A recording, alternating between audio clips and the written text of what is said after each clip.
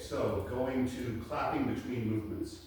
This can be a thorny issue. I wish it were not. We have to know that the no clapping rule between movements is a 20th century invention.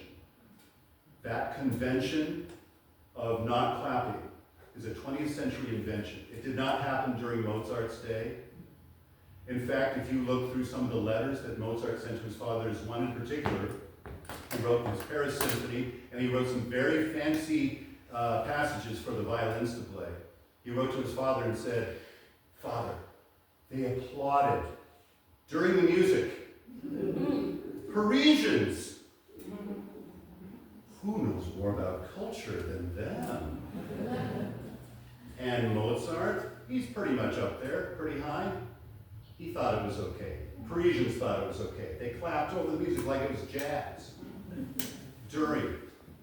So the other thing is that programs were put together, they weren't always like, here's Mozart's 40th, all 4 movements on the second half.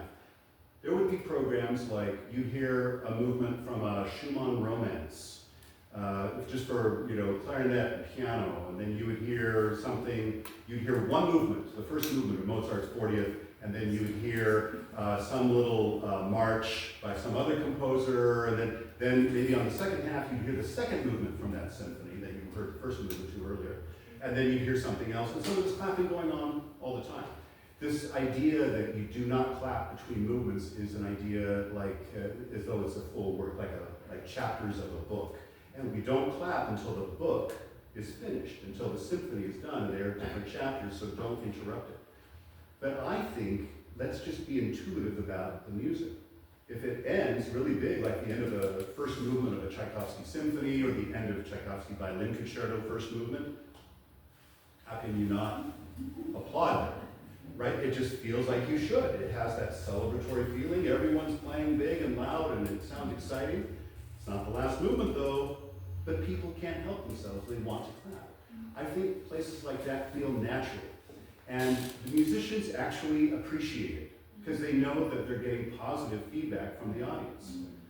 I think it's some people, they don't like it because it's convention, because it's the rules.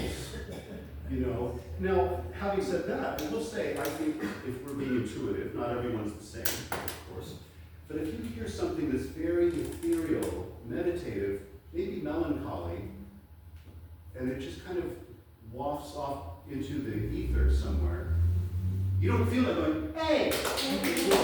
No, you don't. You feel kind of like, let's let that just set for a second. And there's something magical about that moment. To me, that's the intuitive feeling. Some people, they might think, no, I want to applaud it. But if you fault them for that, we're trying to win people over to come to symphonic music.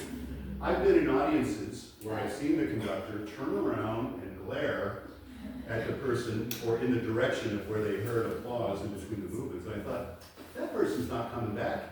Who wants to be shamed at a concert? Nobody. People want to feel welcome, and when they feel like there are all these secret rules you have to have, then it's not very welcoming. And I like to break those barriers down. I think music is for everybody. I think if there's an intuitive feeling about how the music sounds and makes them feel at the end of the movement that's not the last one, let them clap.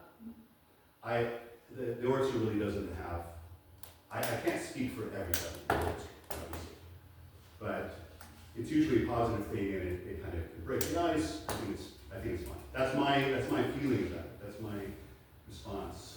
But there are some people who feel different. Yes, sir.